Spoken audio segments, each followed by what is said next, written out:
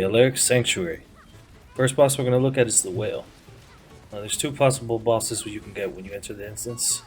We'll look at the Whale, then we'll look at the Witch. So his slams will generate follow-up AoEs that turn yellow. Now, if the yellow AoE hits you, it drains your oxygen levels. So be mindful and keep an eye on your oxygen levels because there's not that much oxygen in the arena. Like, you're seeing it now, but usually when you need it the most, it's just nowhere to be found. So nothing he's going to really do here is going to kill you unless you're just eating every single attack, every single AoE. Really, the bread and butter is watch your oxygen level. The Witch. This is the other boss you could possibly get. Each group will have one boss, and then we'll come together right after the white mechanic. So she's going to throw out these little balls here that if you get hit by them, they throw poison darts in every direction. Nothing too serious. The projectiles aren't fatal. None of the AoE is really fatal up until the white mechanic. Most of the section in this fight is just going to be passive damage from your typical AoE that you see in all these fights. Yeah, no real damage till the white mechanic comes out. So the white mechanic, she's going to spawn orbs, black ones, and then one gold one. So that light orb, whoever kills it, it's going to trigger the safe zone to spawn on them, like you'll see right here. Everybody just gather in the middle and make sure you ping, because even if you're blind, you can see it on the compass. So that way your teammates know where you are. So now both groups are merged, and both bosses are together. The other group has to join in the safe zone in order to survive this AoE. If you're not in the safe zone, you will just die. So now that that's over, you just go back to fighting the bosses. Now both bosses are going to be active at the same time now with both groups in the arena. For this portion, you're better off burning down the Witch because she's pretty stationary, she doesn't move much. And the Whale is jumping all over the place, he's a lot harder to hit. It'll take much longer to burn him down, so just burn the Witch down. Now the white mechanic still continues, whether she's alive or not. So it's just always something to be ready for and maintaining your oxygen levels against this Whale. So yeah, now he's just going to come in and pretty much do what he was doing in the initial phase of the fight. Just a bunch of AoEs. The AoEs will be more spread out now, so when he lands, we'll have 4 AoEs around him rather than just under him. And now here we are with the light orb. Now I get the last hit, so you see the zone spawns around me. And just make sure you're not too crazy where you move. I could have probably killed everybody right there. They were all on top of it, so. Mind you, this is all with strangers. I always do my matchmaking alone. So boom, he's going to slam. Now you're going to see the AoE slam on the outsides of him now, you see? And just like that, I have 0 oxygen. I went from like 50% oxygen to 0. So that's why it's important to just stay fully topped off. At any given moment, he just lets off a bunch of AoE and just like that, you're dead. The Ground Guardian. He's the boss you face right after the Whale and the Witch. Now this guy has no white mechanic. No real threat. This boss, you basically just burn him down, stay out of the AoE, easy peasy.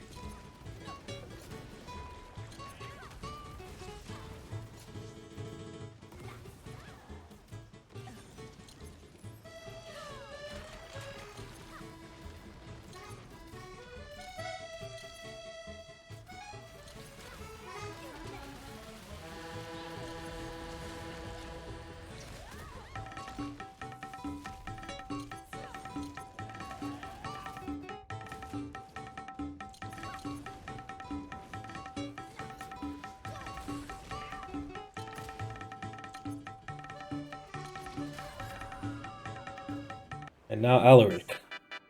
So phase 1, he's going to be a giant waterman, and you're just going to stay behind him and do damage. Now there's 4 pillars that spawn in the arena, and it's important you stay mindful of these 4 pillars. At a certain point, he's going to put circles on everybody in the group.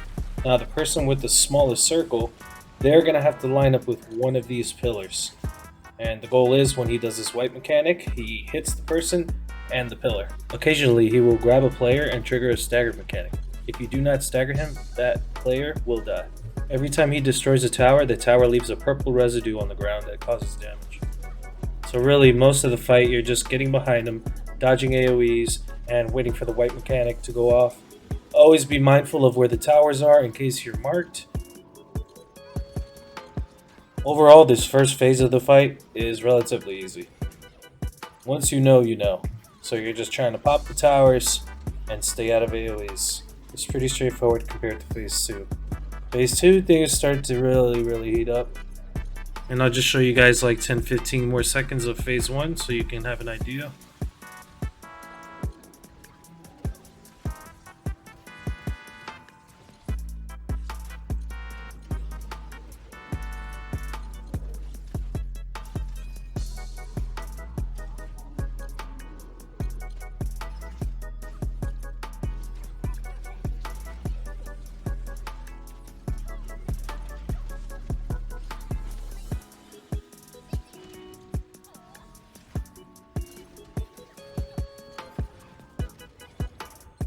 And now, for his final phase, he's going to turn into a merman and pop off.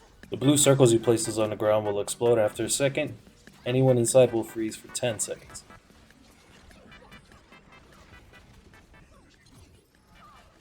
Now, too many instances of damage will cause you to freeze as well.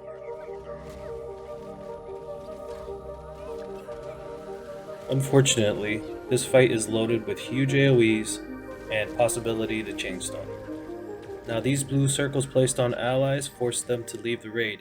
If they catch any members of the raid in the circle, they will be frozen for 10 seconds. But unlike the ground AoEs, you can't break them free. They're stuck for 10 seconds and that's the end of it. So here's an example of the ground AoE. I get frozen, but as you can see it has a stagger bar so you can break your ally free.